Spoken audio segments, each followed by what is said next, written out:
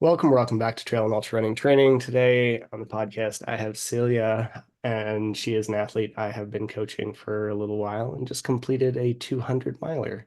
Celia, how about you introduce yourself? Sure. I'm Celia Eicheldinger, and I have been running for a very long time, since I was 13.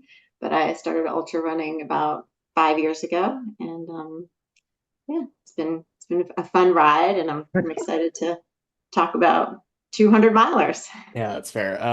How did you been running since you were 13? That is a while. That is earlier than many of us get into this sport. Um, how did you get into it? What brought that to come? Well, so I decided I was going to run track in high school. And everybody who runs track in high school starts off with the 100 meter because that's what we all do. Fair. And I just noticed that I was always coming in last. That was no fun. And nobody was willing to run the longer distances. So I thought, oh. And so I signed up for the mile one track meet and I won because I was the only one that did it.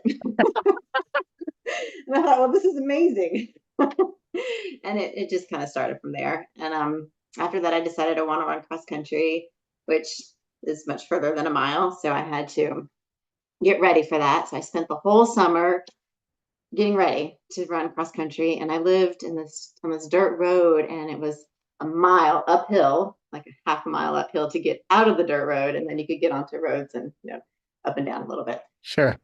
And it took me all summer just to run up that hill. But that's what I worked on all summer, and then I came back and ran cross country, and it just made me happy, and I just kind of never stopped from there. I love that. So, how, where did you go from there? Like, did you run in college? Did you just kind of take up some consistency? Like, how did that Yeah, progress? I didn't run for a college. I ran through college, but I didn't run. As I wasn't good enough, just to be completely honest. Sure. But I started. I had some friends to show me some trails, so I started trail running in college, and I ran my first. I think it was 15 mile. I did my first 15-mile trail run in college. And then I decided I needed to run a marathon. So I think it was either 18 or 19. I decided I had to run my first marathon. So I ran, but just not competitively. Got it. That first marathon was quite an experience. How so? I feel like that tends to be the general story for most people that the first marathon is quite an experience. But Well, yeah, what it happened was, to you? I mean, I'll just be completely honest. It was before anything. So I trained on water alone, never took a single gel. I didn't even know what a gel was. And like the women can appreciate this. It was before sports bras. So I had to literally wear two bras, which created all kinds of chafing. Sure. And it just so happened my boyfriend at the time, his dad was the cross country coach for Radford University, which was like one of the smaller universities. So I had a really good role model and a lot of help with him. But he was also just a runner. And so I would finish my long runs, like bloody nipples and all, and he'd be like, so I mean, it was just like pure on indoctrination into the world of running. Uh, It was fabulous. I feel like that's just kind of how things are. Like, there's almost a badge of honor occasionally where it's like Yeah. bloody nipples or something. I remember hearing Carol Goucher's book. There's a lot of things that stick out about that book, obviously, but there's one where I think she finished is either a half marathon or a marathon on the world stage and completely shit her pants while running. And one of the like one of her mentors in the sport comes up to her and is like, "Congrats, you're like a real runner now," or something like that. It's just like shit's wild, man. I don't know. Yeah, We do weird things for this sport. definitely. Definitely. Um, So how'd you get into the ultra running space?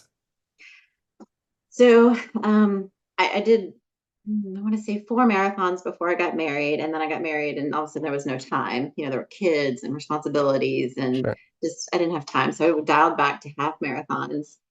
And then going through divorce, I kind of just jokingly say this, like it was drink or run.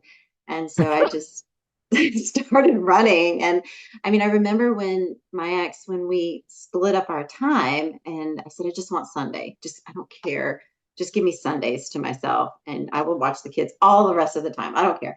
So all of a sudden I had Sunday available. And I mean, what else are you going to do but long run? I mean, that's what Sundays are for. And I think the next day I signed up for a 50K. I was like, I'm going to do this. And it just happened from there. Love that. Which 50K did you sign up for? Thrill in the Hills. It's local. It's very runnable. Hmm. I, I jokingly say I ran it like a marathon and almost killed myself because I just didn't really understand the concept of ultra running. So yeah, it was a definite. When I finished, I laid down and said, "I am never, ever doing this again." That was horrible. How long did that last? Three Three weeks? days later, I 3 signed up days. for my first 50 miler. Uh, nice. Yeah, it was So, addicted quickly. how did you like what took you from 50K to 100 to you obviously just finished a 200 in a fairly impressive time. Like what did that trajectory look like? Over COVID, a good friend of mine, Meg Landymore, she and I decided that, well, she was training me for 100. She jokingly said, "Well, you're ready for 100 if you want." And I was like, "No, no, I'm gonna do the 50." But it planted a seed, and I was thinking about it. But then COVID happened, and I wasn't comfortable with racing. So she and I went on an adventure. It was so fun. We ran the Smoky Mountain section of the AT. Some people like to call it SCAR. And afterwards, I just really fell in love with adventuring and being on trail for like a really long period of time. Not so much racing, just being on trail and doing it for a ridiculous amount of time. And we were going through COVID and uncomfortable with races, and she was looking for an adventure. And so we decided that we were going to ultra running style run the Appalachian Trail. Now, we quickly learned that that would kill us if we actually did what that meant. But from there, the Smoky Mountain section was 74 miles. So that was my Okay. first overnight. And to this day, it was like one of the best nights of my life. She doesn't describe it that way because, well, it's another story. But for me, it was one of the best nights of my life. And then we moved to multi day segments where we were averaging between 40 and 45 miles a day, 3 to 5 days a shot, once a month. And it was an exhausting year, but it was a thrilling year. I mean, you can imagine knowing ahead of time that every month you have this amazing adventure and you're going to be on a new section of trail in a new state that maybe you've been to or maybe you haven't. Like it was the first time I'd been to Maine once we got up Sure. that way. So it was just it was pretty incredible, definitely. Yeah. And then How did you delineate that project? Like, how much research went into that if somebody wants to do something like this? Like, how did you make all of that yeah, happen? Because I we mean, obviously it's a bunch of travel. You're in Georgia for whatever, right? So like how did you make all of that work with both the schedule and logistics and all that kind of stuff? we work together and we're both planners and we're both stubborn and we like we move forward with things. It's not something that's going to work if you're the kind of person that waits for something to happen. We would literally be on our last day of a given segment planning our next segment. We would get home and we would say, we're going to give each other 24 hours to recover before we talk about this. But like 20 hours would pass and we'd be passing each other texts like, what do you think about this hostel? Do you think this would be a good place to stay? So we were just really on top of it. There are a lot of resources. It's now called, oh, it was Gut Hook. They've changed the name of it. I'm trying to remember what it's called right now, but it'll come to me. But Far Out, Far Out. It's an app on your phone. It has the entire AT. It has the elevation, what your climbs are going to look like, where the water stops are, where the hostels are, where the road crossings are. So we use that as our primary That's awesome. logistics gatherer. And we just mapped out almost every single mile. And I mean, it was our hobby. That's what we did. How long did you do that? She and I were together on the AT for a year and a half. I think it was 14 times that we went out. The last segment, she finished the AT and I did not because it was just too hard for me. It was a 460 mile segment that we were planning. I just, my body wasn't ready for it. I got 200 miles in and I had to stop, and I just continued on and crewed her to the remaining. We had Warren Doyle crewing us. And so I joined him in his van and helped her finish. My friend Meg is a very experienced ultra runner. She's Yeah, quite incredible. So it was a stretch for me. I, yeah, that's um, fair. I definitely found my limit. We ultra run because we want to find that limit. And so there's positives to that. It's nice to see that, okay, this is it. Maybe I can push past it. And that's part of been the allure of the 200-mile race to me. Along the AT, it was always one of my goals to hit 200 miles in 4 days. And I never made it on the AT. We did 200 miles in 5 days, almost 195 miles. We did a lot of 180-mile and 150-mile sections, but I never hit that goal. And so that was kind of a big driving force, at least for my first 200, which Sure. was almost a year and a half ago. And then again for this 200, just always in the back of my mind, like, how can I be faster than like 96 hours? Because for whatever reason, that's a thing. I don't know Yeah, why. it's fair. Did you ever go back and finish the AT? I have gone back. I went back last year and put in 100 miles, and I have 150 more miles to do this year. And I do Sweet. plan to finish that. Awesome. Yeah. So with that draw for 200, like, which was the first one you did? And you've done two now. Yeah, I'm not missing any.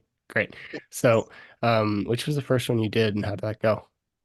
I did Fierce Dragon 200, and it's a 200 miler that's in North Georgia. It goes out of Vogel, and it's on the Duncan Ridge Trail, which is, some people in Georgia think it's probably the hardest trail in Georgia. I don't know if that's true or not. Hmm. I don't find it to be super technical. It's not super rocky or rooty, but it's very steep. It'll get you close to somewhere between 300 and 350 feet of gain per mile.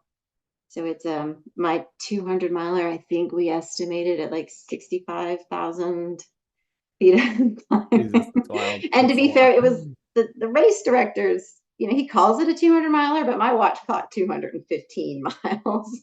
Sure. Yeah. But that's part of the fun. He didn't charge me for it. Yeah, I mean, I think it's part of the craziness for sure. Yeah, That's a but lot of it went well. elevation, dude. Yeah, Like that's a ton. And I think it's important to remember sometimes, like, especially being out here, I feel like we have these big spiry mountains in the West, and it's important to remember that there's just based on where the state is, it's not always a good indicator of what your elevation may be on your race. Where'd I cut out so I can edit that? well, we were just talking about how, like, comparing state to state with gain, and a lot of people don't quite understand the East Coast. I mean, we may not have 5 mile uphill climbs, but we have a lot of this. Hmm. Exactly. Yeah. I So think it's that, always a surprise, like every time people think about Barkley and realize it's in like the middle of nowhere, Tennessee, and you're just like, that is a shitload of gain for the middle of nowhere, Tennessee. yeah, Yeah, it's the terrain out there is very different, but still quite wild. that's true. That's true. Yeah, it's a different kind of thing when you set your mind like, all right, I'm going to climb for 3 miles versus I'm going to climb for a mile, but it's going to be so steep it feels like a wall. Hmm. Yeah. So back to Fierce Dragon. Mhm. All right. So I did well. I finished, and I was happy with my time, but I felt like it felt more like an adventure than a race. And I felt like I left a little bit on the table. Now, don't get me wrong, the last 20 miles was tough. I was definitely in a world of hurt. Sure. But throughout, like before getting to that last 20 miles, there were decisions that I made that erred on the side of comfort. And it was my first 200, so I don't have a lot of, I don't want to say disappointment for myself, but I just wanted to do something different. I wanted to have a 200 miler that felt like a race, which is when I came to you. Fair. Um, yeah. So which one did you did Stone Anvil recently? Why that one? And like how's that one look? Yeah, I don't know why that one, other than I was volunteering for the race last year, and it's one of my favorite races to volunteer for. My kids love it. We all enjoy being out there. They have not had a female finisher, and they don't have many finishers at all. But I was out there, and I just got this feeling like I think I want to try and do this. And it takes a lot of training. So I asked my youngest, I'm like, what do you think? Like, how do you feel about mommy, trying for another 200 and this one being the one and training for it? And at first he was like, oh, mom, I don't know. And then I think it was Mother's Day rolled around and he wrote me a card and it said, I think you should do that 200. That's really sweet. And so that's kind of when I was like, okay, yeah, I'm going to do this. I'm going to do this for sure.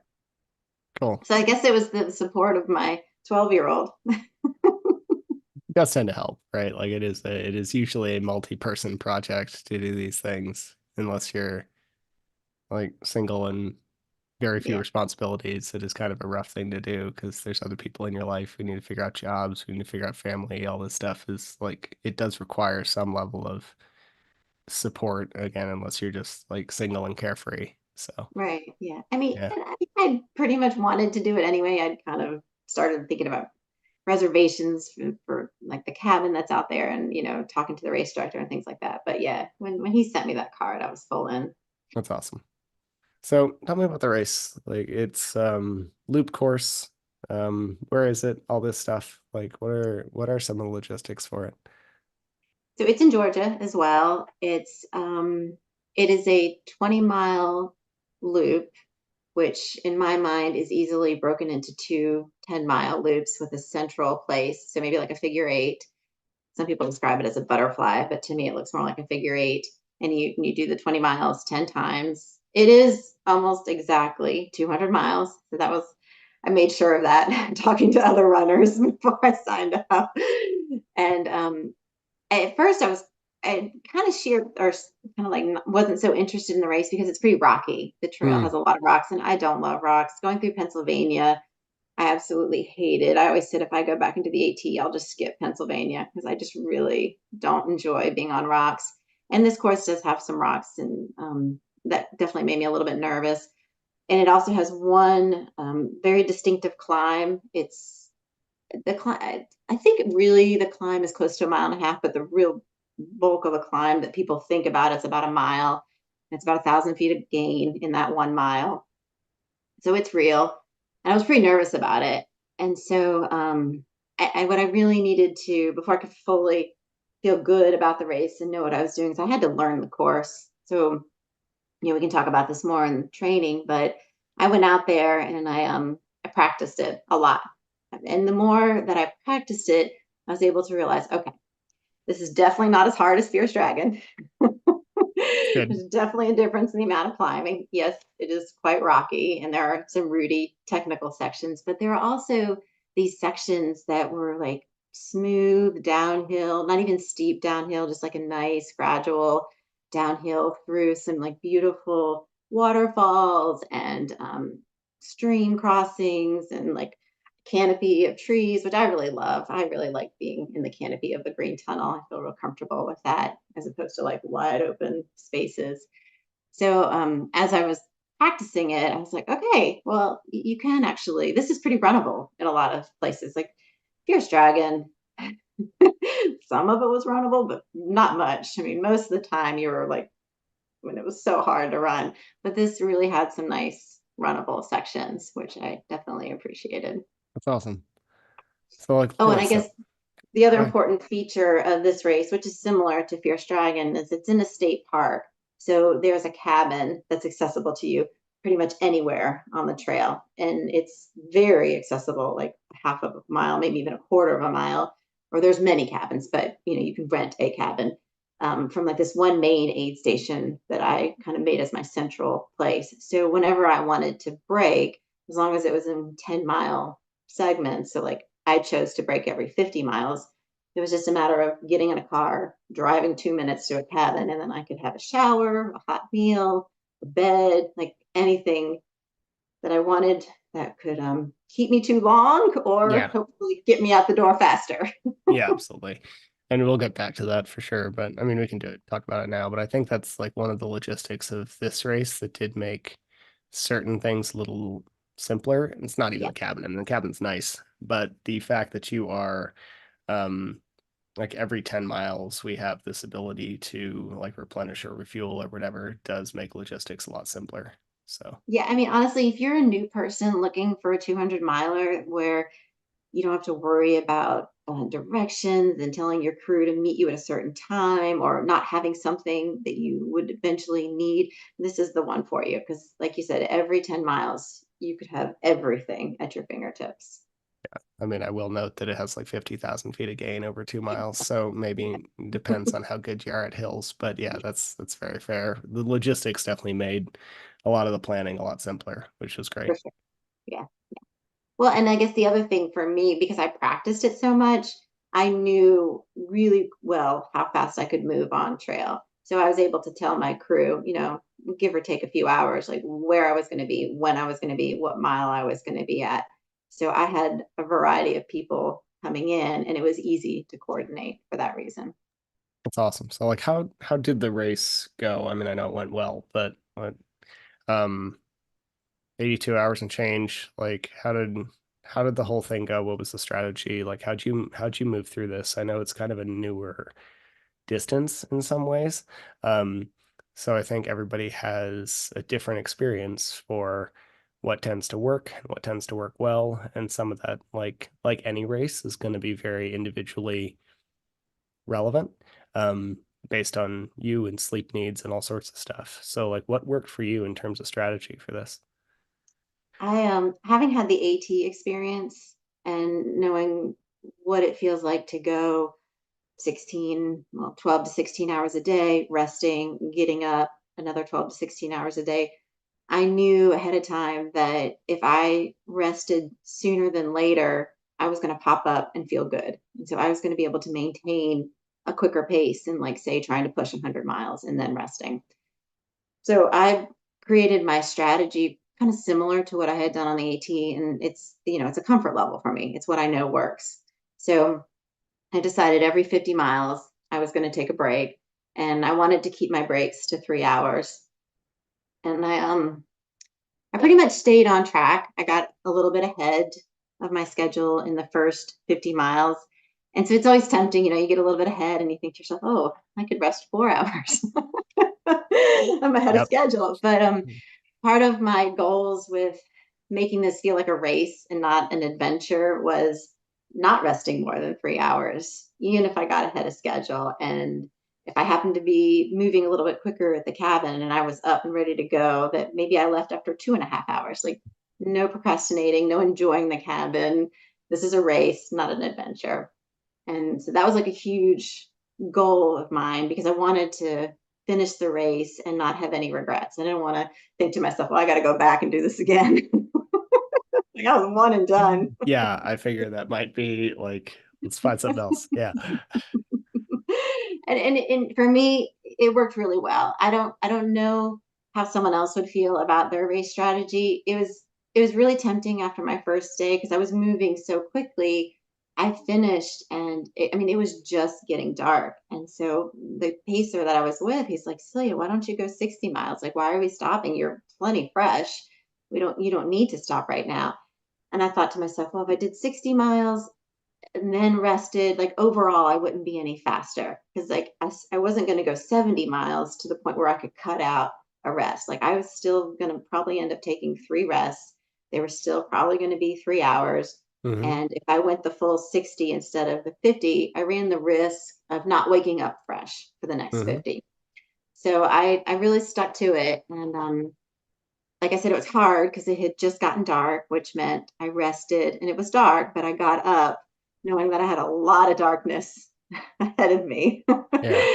And it also, and I mean, I kept I gained about 3 hours and I kept that 3 hour lead going into the second night. And I actually stopped to rest when it was still daylight, which meant that when I think I ended up getting up close to 10 for my next, I guess, from miles 100 to 150. And that was definitely like a mind bender. Like, Yeah. wow, I'm starting my day at 10 p.m. There's going to be a It's lot of darkness. it's a weird time, especially like I used to work night shifts, as you know, and it's Starting your day post dark is always a very strange thing for the brain.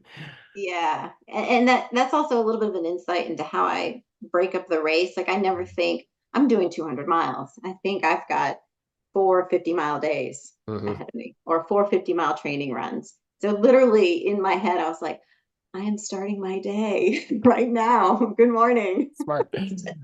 It's 10 p.m. Let's go.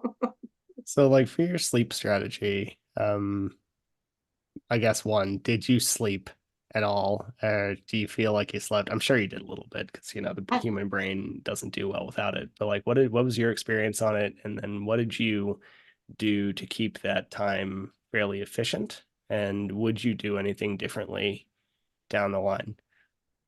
so I because the race is held in the spring and I didn't have a lot of worry about weather and getting ready, I slipped into the cabin, I unloaded my pack, I reloaded it. So that was maybe 5 minutes. Or I had a crew member help me do that. Put some food in the microwave, I jumped in the shower. Okay, that's quite a luxury. By the way, anybody who's doing a 200 miler to know Yeah. that you can get a shower, that's amazing. That just makes you a whole new person. So super fast, 5 minute shower, got out, food was hot, ate, and then immediately jumped in bed. And I even, I knew at times that I wasn't eating enough. My goal was to try and get close to 1,000 calories every time I got to the cabin. And I know I wasn't hitting that. I just couldn't get it down. And so every night I had these pancakes that I had pre-made. I would put a pancake in the microwave and I would take it to bed with me and I would lay down and I have these Normatec compression boots. So I would put those on and they would start massaging my legs and they kind of put me to sleep a little bit. And so I'm laying there with like the pancake and I'm trying to eat it and I've got the boots on and I would start to maybe drift off a little bit. So I just placed the warm pancake right on my chest like a heating pad. And I must have dozed some, like maybe 10, 20 minutes, because I would kind of wake up and, the Normatec boots would still be going and my pancake would be a little cooler. Yeah. So I'd take a bite or two and then put it back on my chest and try and doze a little bit longer. But to answer your question about timing, I had told my crew or whoever was with me at the cabin or whoever was going to come pick me up, okay, I'm here at, I don't know, 7 o'clock. I'm leaving by 10. So be here by 9:45. And if I'm not up, get me up. Hmm. It just so happened I was always up at least 15, 20 minutes before scheduled leave time. I don't know why. I just, I guess your mind knows, or I was anxious or whatever. And so I pretty much always just got up, got dressed, retaped my feet, and was ready to go. I even left 15 minutes early once. Yeah. Nice. So So I don't know. Maybe I slept. I must have slept because I know time passed that I didn't recognize. But I never slept more than like 40 minutes at it's a tough. time. So like did that seem to build over the course of a few days? Like did you seem to get more fatigued or was it just kind of what it was? I didn't, and I knew that this would be the case because it was kind of the same sleep situation for Fierce Dragon, and even on the AT, there were times where we'd pull into a shelter and we would lay down for like a good 5 or 6 hours, but I would just listen to people snoring around me. So I've gone many days without real sleep, and what I think, maybe there's science to prove me wrong, I'm not sure. But what I think your body, your mind needs a rest. And like the best way to turn off your brain is to sleep. Because you can lay there and your head can spiral with like, should be doing this, I should be doing that. So what about this? What about so what I'm really good at during these races is just turning off my mind. So I may not actually sleep, but I don't lay there and think about anything. And if I start to think about something, I count and I'll just breathe in for 4, out for 6, in for 4, out for 6. So I really just force my brain to rest. And I think that's what makes a difference, at least for me. Yeah, I think there's some science behind that. I mean, it's new. We don't know a No. lot. Like the human brain is one of the most complicated structures in existence, so it's a tough thing to say. But it's like there does seem to be, I mean, there's genetic differences here. Some people need less sleep. There's a whole spectrum on that range. And then there's also like non-sleep deep rest protocols like yoga nidra that do actually seem to provide some level of recharge. We don't quite know why. We know they work, but we're not quite sure why. So yeah, there is something to that. It's just the exact specifics on it. We can't really say, but it does seem And to work. and honestly, even when I was finishing the end of a 50-mile segment, I never felt sleepy. My feet hurt. So like my need to rest was more around getting off my feet, elevating my feet, getting those boots on to like pull blood away from my feet and the rocks. That was like a big deal. And so I was really mostly concerned about what do I need to do so that when I get up, my feet don't hurt. I mean, honestly, I didn't feel sleepy until the very last day. And I would say like the last 20 miles, I could tell it was catching up to me. I will admit that, but the last Yeah, day, that's it's fair. catching up. And then I just poured on the caffeine. I didn't use a lot of caffeine at all throughout the whole race. I used very little, like 40 milligrams here and there when I was first waking up for the cabin. But my Meg, she was there. She paced the last 70 miles with me and she pulled out the Celsius. I've never had a Celsius. I haven't either, actually. A lot of people drink them at the gym, but I have not had one either. She pulled out a Celsius and she handed me two caffeine pills and she said, "All right, Celia, it's time." It's fair. I mean, I actually think that's probably the way to go. I don't know. There's a bunch of theories on caffeine. I will say using it too early in your race is not great. Trying to save it for when you can is a good idea. Well, and I just didn't need it. I didn't feel like I needed it. Now, there were times where maybe I moved slow and it would have made me happier or perked me up, but I never felt like I was walking and falling asleep. Yeah, cool. So, like, how was the training for all this? Like, what did it look like? Would you do all this kind of stuff? And granted, I wrote it, so I know that, but share with people, please. Oh, I will say, like, precursor, you were the first person I've trained for a 200 miler. Um, and going into it, I was very open with, I have theories, but I don't actually know how this is going to go. I've read and listened to a lot about it. The human body is the human body. So, like, if we can train for, um, train for adaptations. Those adaptations should lead to performance, is kind of the whole theory about training. But again, it was a bit of a gamble, and I appreciate you taking that gamble. So yeah, how did that look? What did it look like? All that stuff. well, it was fun. And Great, it was probably one of like my more fun training blocks. And great. I was talking with a friend recently and I was saying, whether it was the best training cycle or not is irrelevant to me because I'm not getting paid to do this. Like I do this because I enjoy it. And it worked out amazingly because I ran faster than I wanted to. So obviously it was a good training block. But at the end of the day, I had a lot of fun. And that's really what I was looking for. And I do very much appreciate that. Um, the specifics of it, let's see. I don't know. I think the you're the coach, I mean, I know it from my end. It's the more bread about and from butter. your end. All right, Yeah. from my perspective, okay, I think the biggest things that made the biggest difference were my long weekends. So I have a schedule where I have my kids a week and then I don't have my kids a week. So I have a full week, including Friday, Saturday, Sunday, if I want, where I can literally go to a trail and put in 25 hours of running if I want to, or however many crazy hours I want. And we built up to that. If I remember correctly, I think my first long weekend was probably 50 miles, 40 miles, 50 miles in 3 days. I don't remember. But, we Close. built up. Yeah. A lot of it was hiking to start with. And then I slowly started running more and hiking less. So I was building up miles and intensity at the same time, from my perspective. And quickly I moved from just, doing big weekends like on the AT in various places to going specifically to the race course. And I spent 3 weekends on the race course. And I think those weekends went 60 miles, 70 miles, 80 miles in 3 days.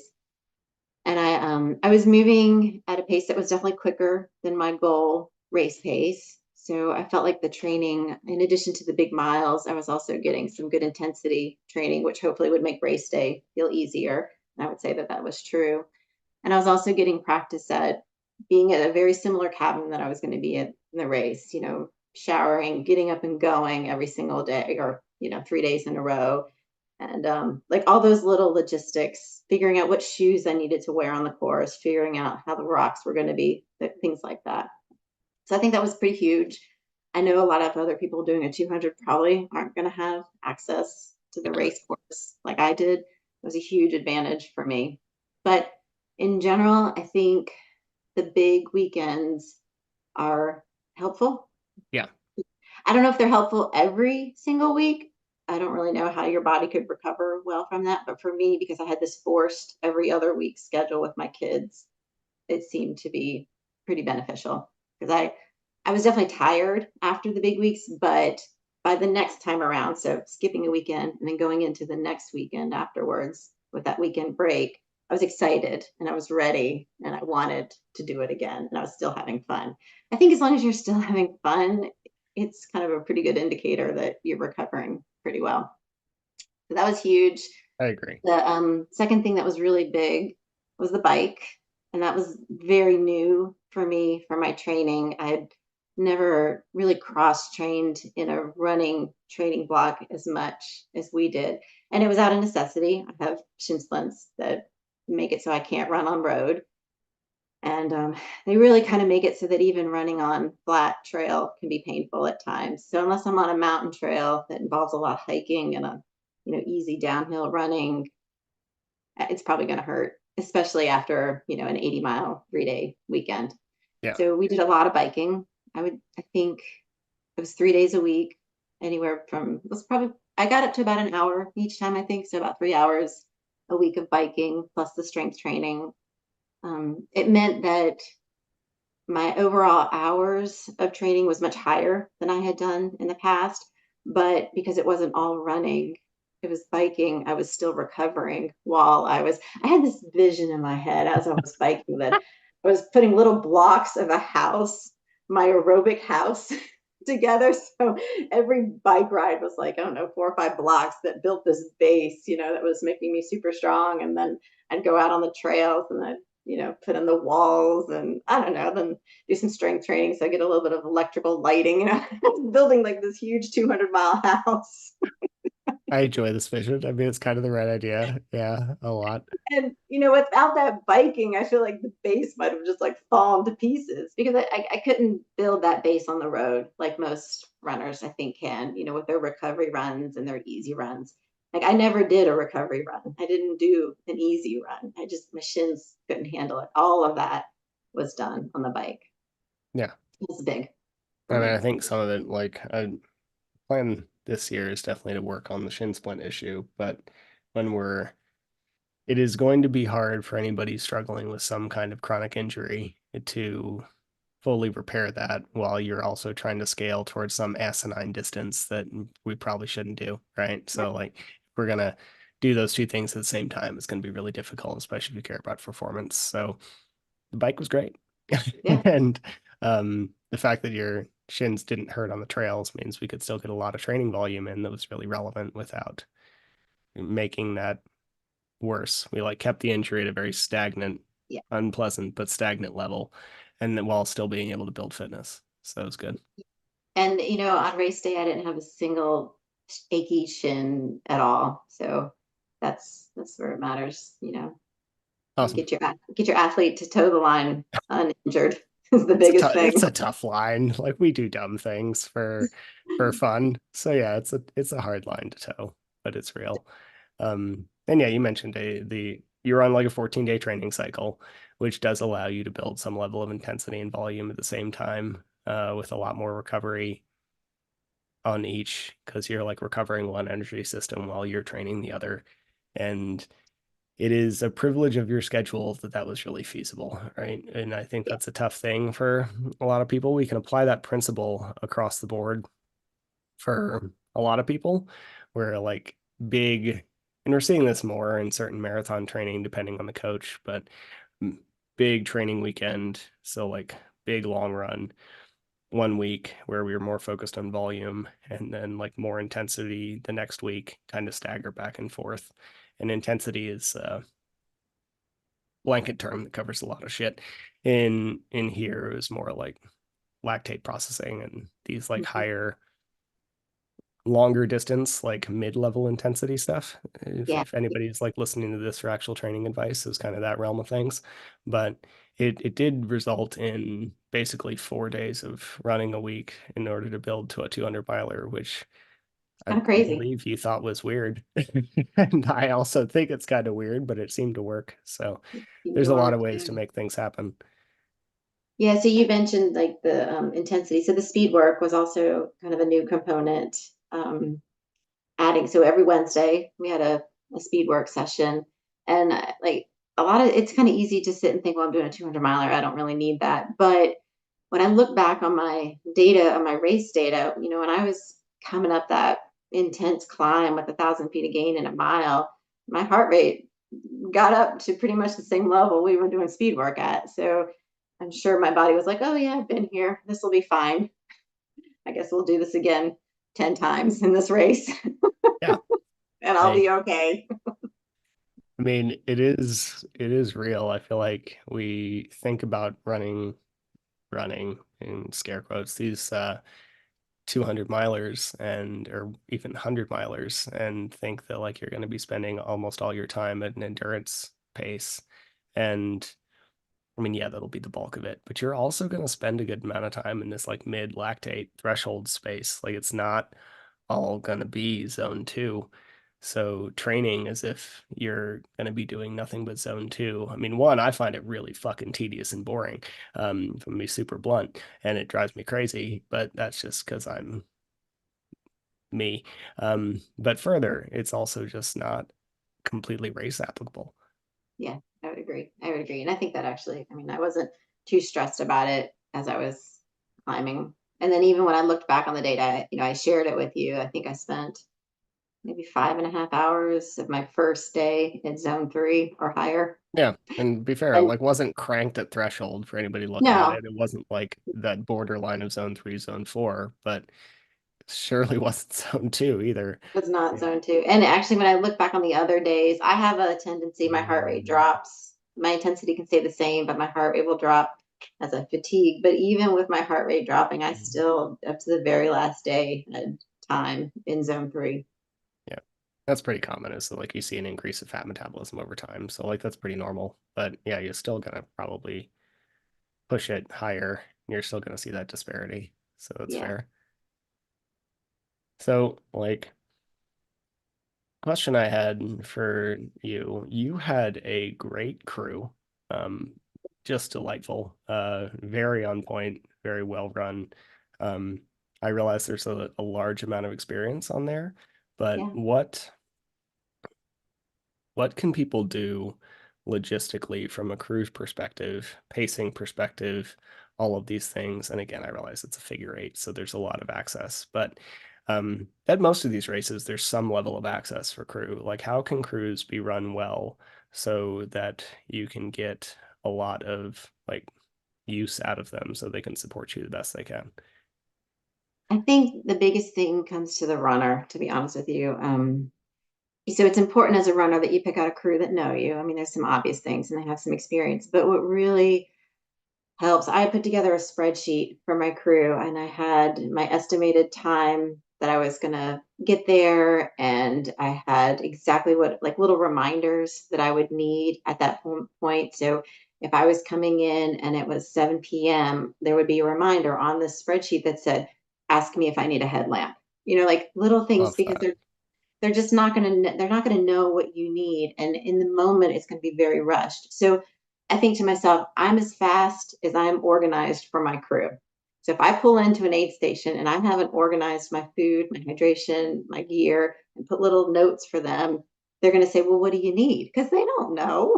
I mean, maybe they can guess, but I've just spent 10 miles or 8 miles or however many miles before getting to this aid station thinking about what I need. Or maybe I thought about it ahead of time because I practiced and I made a little note on the spreadsheet. So, a lot of times I'd pull in and I'd say, well, I need this, this, and this. And so I could kind of like tell them, but then they're overwhelmed with like, okay, she wants to get out of here quickly. And she just gave me a list of 5 things. But hey, I noticed on the spreadsheet, she'd already mentioned these. So these are already sitting out waiting for her. So when I pulled in, my crew had my water bottles ready. They had my food packets set out. So I could just be fitting all that into my packet while they were getting whatever miscellaneous extra stuff I had thought about on trail. So I don't know if I'm fully answering your question, but I think it really comes back to the runner, and you need to be organized. You need to help your crew. I mean, they want to help you and they want to do everything that they can, but they can't read your mind. Yeah, I mean, And that is really the question and super helpful. yeah, Because I think a lot of the time we go into these races with, so there's a reckless abandon amongst pretty much all ultra runners, which I like both relate to as someone on some level of neurospicy spectrum with some level of ADHD and just a lack of organization and all. Like there's a chaos to this sport that draws me and others to it. That said, if we really do care about performance, there has to be some level of like yeah, structured, boring work that we probably have to put in if we're going to do our best. So it's really helpful to hear that like a lot of it does come down to this like, well, maybe we do need to look at a spreadsheet and figure out what your times might be and figure out what the mileage might be and make sure we're fueling and all of these things that most of us don't really like to do, but don't actually take that long if we just like no, take a few minutes. yeah. The one thing I personally really like in my career is definitely starting to, I mean, the more that they work with me, I like to have my bottles pre-made, and I like them to just hand me my bottles, put them in my pack, and then I'll have a little baggie of food. I want them just to hand me my baggie. And maybe I don't want what's in there, but it's there. I'll grab it and I'll be like, oh, I don't really want that. Let me get a few other things. But I just like knowing that if I'm feeling good and I'm willing, I'm just going to be at that aid station less than a minute, because it's going to be like, NASCAR pit stop. Yeah, Get in, exactly. hand me, and I'm going to go. Oh, I think it's real, and it's real in all races. Like, um, one of Carl Meltzer's big things is like he spends, God, some stupidly short amount of time in aid stations in a 100 miler. I mean, and he fuels well on nothing but gels and like has his shit together. He's also fast as shit. He's just really fast. So like that helps. But it's like the more it can be a NASCAR pit stop where if you can take the entire car apart and put it back together in a minute, your race will be faster. That's it. Yeah. All right, before tech snafu number two, we're basically talking about how your crew can just function like a pit car or pit crew. But I was also saying or about to say that I appreciate their like level of attention to detail. There's this like constant communicative text thread, which is someone who is somewhat neurotic. I very much appreciated because, I'm 3,000, 2,000 miles away. It helps to know that things are going fairly well. So, yeah, your crew was just great. So much appreciated on their part. They were incredible. And it wasn't even a snafu. It was, because I was ahead of schedule. People they couldn't get to me because, they had work responsibilities. So I ended up doing just some miles alone, which ended up being good. Like another aspect of this ultra running for me is to be more independent and, conquer like scary things such as being on trail alone at night, which, if you always have a pacer with you, you don't ever conquer that. So at one point, Meg was flying in from Baltimore and she was not going to make it on time because I was still ahead of schedule. So I got 10-mile section by myself in the dark, and I didn't even realize that I was doing something that was scary for me until I was a good 5 miles in. I'm like, oh, I'm doing it. That's great. Amazing. Love that. So, with the Pacers, like you had a pacer for a large chunk of this race. Would you change that? Would you keep it? Like how can someone help like structure some of that pacing? And yeah, I think I would change it. I mean, I'm very grateful for it and I loved it and I really, really appreciated it. But that 10-mile section that I ended up doing by myself, I kind of needed. I needed the break. You put a certain amount of energy into, well, you don't want to be a drag for your pacers. You want to be kind of upbeat and happy. And I certainly wasn't all the time, but it was something that I yeah, wanted to be. So just having that 10 miles, and I think I was deep, like maybe 130 miles in. I can't quite remember, but I was past the 100-mile mark. that's about right. And I was just able to be like, I'm just gonna be whatever. Maybe it's an ugly Celia, maybe it's a great Celia, maybe it's a silly Celia. Like it doesn't matter what it is. I'm just gonna be right now for these 10 miles. And then I was pretty glad when Meg came and I had her company. So I think I mean, everybody's going to be different. This race was kind of special. Usually for a 200-mile race, you're not allowed to have a pacer at mile 40. And I was. And so I did. And I mean, I think most people aren't going to be able to have one until at least maybe 70 or 80. I'm not sure what Sounds the about rules are right.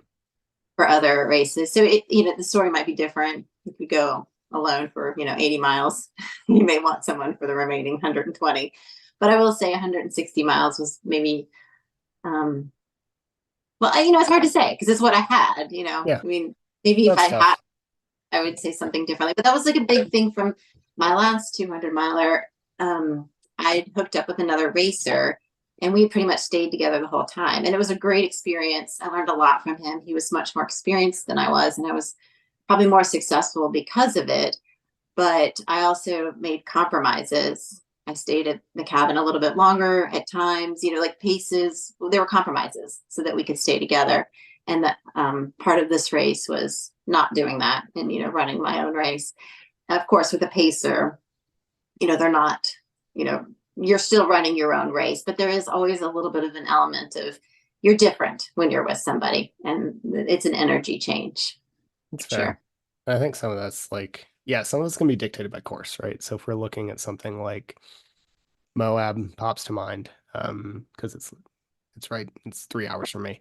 And like that course, you're 20 plus miles a lot of the time between aid stations. So like you have to, if you don't want a pacer between two aid stations, like you have to know that you're ready to go a marathon. It's not there Yeah. isn't a lot of like, oh, I made a mistake. Yeah, there isn't a lot of adjustment space there. Whereas some of these other ones have one every like 10 to 15. So that's an Yeah. easier choice and like to give yourself a break. And then also It's knowing yourself. Like I tend to run alone because it's kind of my space to process what I find to be the difficulties of the world. Um, Whereas a lot of people tend to run mostly with run clubs. So just kind of knowing what you want to get out of this sport, I think is a really important thing.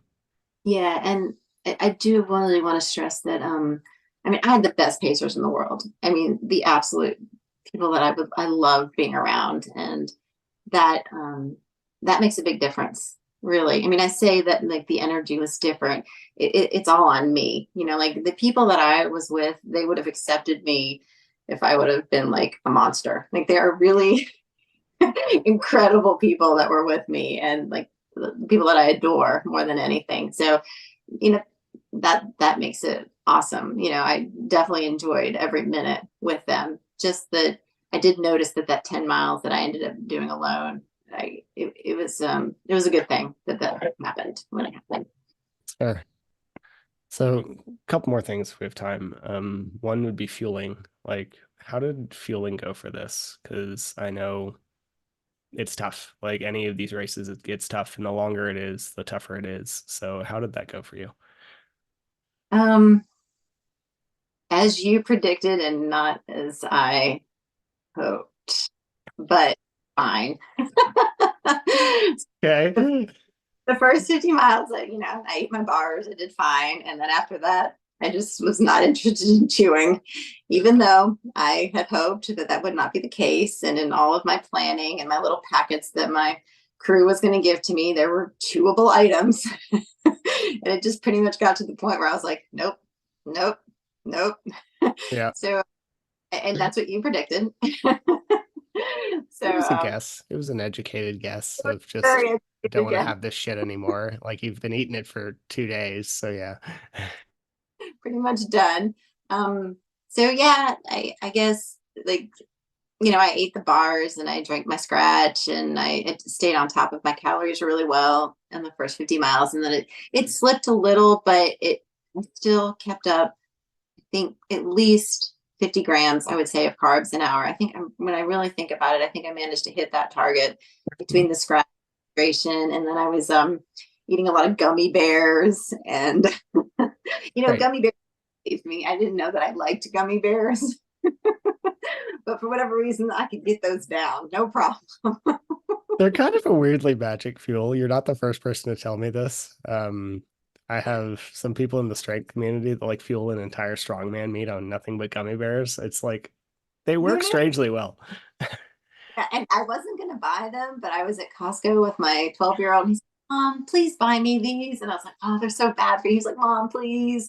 I'm like, all right. And then I was looking at them in the pantry and I thought, there's 18 grams of carbs per pack. I love that you had a Costco amount of gummy bears. Yeah, yeah, it was a lot. Oh, that's delightful. I love that. I did that. And, the awesome sauce, spring energy, and Huma gels. I ended up doing quite a bit. So I'm gluten free. I'm celiac, so that's like always a struggle for me. But last minute, my older son bought me some gluten free bread, which I'm so grateful for because I think I ate close to 3 peanut butter and jelly sandwiches. Awesome. The crew would make me, and I would take on the road, and some grilled cheese sandwiches. So I did get some, more regular food. What ended up happening towards the end, which I truly I would like to figure out how to avoid, but I don't know how to avoid. Is I would every 10 miles I'd get to an aid station, I'd sit down and I would just eat because I was getting so hungry, and being on trail with just like the gels and the gummies, it just my stomach was so hungry. It was growling. It was uncomfortable. So I would sit at the aid station and I would like eat a cup of noodles, or I would eat a grilled cheese sandwich, or like whatever was hot and not sweet. Yeah, I mean, it's tough. There's some palate fatigue. There is like, and this is why it's tough. Like we know that carbs are the like fuel source here, but when we're going multiple days in a row, you can't just have anything, nothing but sugar. Like, yeah, they're the thing, they're the important thing from a performance perspective, but it's like there's Yeah. other things that matter, right? Because you are constantly breaking down the body. We need some protein, your stomach, we need some fat, and then also just like Oh, so the some protein. breakdown. Yeah. Yeah. I think I really nailed the protein. I did the Tailwind recovery drink, Mm, and the right. original was to do one serving of that, which has about 10 grams of protein every 10 miles. But I quickly realized that drinking those calories was going a lot better than trying to eat bars. And so at the second aid station that I passed, so I was passing 2 aid stations every 10 miles, I would just had some balloons. I don't know. Did you see that? I did My see wife. that. Zoom has these like reactions if you do Oh, finger things, and you did this like peace thing. Mine are turned off, which is mine. Mine doesn't do that. But yeah, Zoom's really weird. It'll also do thumbs up and it'll make a heart if you do this symbol. So yeah, it's very strange. okay. So twice every 10 miles, I would do a tailwind recovery mix. And towards the end of the race, I had this special drink, which would be 1 scoop of tailwind instead of two, because it started to get nauseous from Sure. it, plus Coke. And so I'd sit down at the aid station. I'd be Oh, like, man. give me my drink, please. I cannot imagine that combination, but whatever works, whatever, Yeah, whatever gets the job done. Coke, 6 ounces of water, 1 scoop of tailwind. And, and then, Chop. yeah, I mean, the fueling's tough. You did a really good job. Like you stayed ahead of it and you didn't fall in a hole. So it's good. I think And because of Meg, who was quite amazing, turned on some music for me in the last 20 miles, and I was just chasing the music. I ran my last 10 miles just as fast as my first, and that's pretty incredible. that's great. Yeah. It's really good. And the last question I have for you before we close out is you had a fall somewhat early on. Um, how how'd that happen? What happened and like what did that feel like? So throughout training, I had this issue with my knee, and it stems from my new dog who pulled me on a run, and I twisted my knee. And then I think 3 or 4 weeks later, we were on a dog walk, and she pulled me again, and I fell and retwisted my knee. So this was like a struggle that we faced in training, which Hmm. resulted in extra biking the weeks after my fall. But fortunately, it was really only about a week healing time each fall. But I think bit on the edge, a little bit loose. And there's a 3 mile section at the start of the 20-mile loop that is very technical.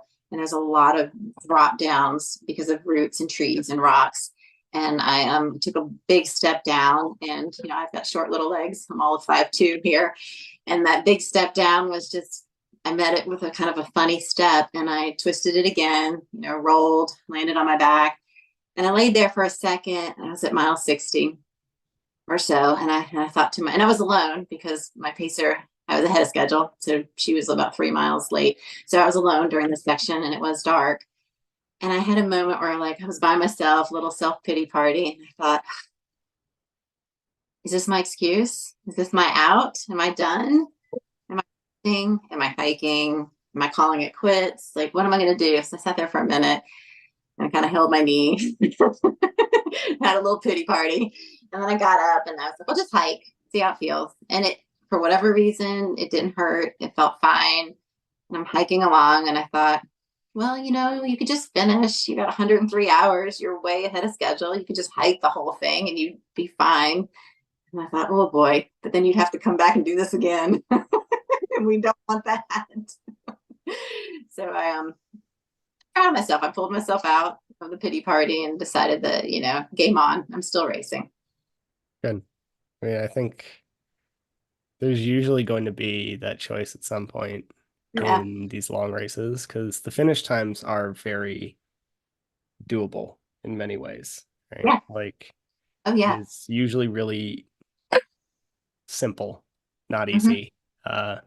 Like kind of definitionally simple, but not easy to finish most of these really long distances if we go through a decent training block. Um, but And you during the race. pardon? And you make smart decisions during the race. Yeah, Yeah. exactly. Well, like even like at most 100 finishing times, it's like a 19 and change minute mile, and it's just not as long as you're relentless and you don't need that much sleep, like you'll be fine. Um, but there's usually going to be some kind of choice of, well, are we done now? And I'm really glad you didn't make that choice. I think that's great. Well, I mean, you get this side of your brain that's like, this is dumb. You don't have to do this. And not 100%. have to do it, but now you have a real excuse. You can tell everybody you fell, you hurt your knee, nobody would question, people would support you. You got a reason. Like, why? Yeah, 100%. I think it's a very real thing. I told you like that I went through that too because I twisted my ankle like halfway through the race I ran. It's like there's a very real reason that you can call it, and then you just don't. You just keep going anyway. It's fine. Yeah, yeah. So I think that's pretty much all I have for you. What's next? What else would you like to share? Thanks for Uh, calling. well, I don't know. Well, what's next? So you're going to help me figure out my shins. That's the Yeah, big, I mean, I think we're on a good track here. Your hamstrings are proportionally not strong compared to the rest of your lower leg, so I think if we can get that rolling, that'll help a lot. yeah. So that's the biggest thing on my plate. Of course, I want to finish the AT, and I'm signed up for a race in December. I mean, I don't. I'm not a big racer. I don't race a lot. That's not my personality. I prefer the training over the race. So I have some adventures that I hope to do throughout the summer. Maybe some backpacking with the kids, and then I kind of hope to recreate a similar scenario that we did for this past training block where I have a December race and then something in the spring because it was just too much fun. Right. I think it'll be good. Yeah. I mean, you killed it. You did really well at a like two. I realize loop course makes logistics easier, but at a 200-mile, 50,000 feet of gain in 82 hours, like that is an incredible finishing time. Like it was really, really good race. So yeah, I'm glad it went so well. Well, I happen to have a good coach.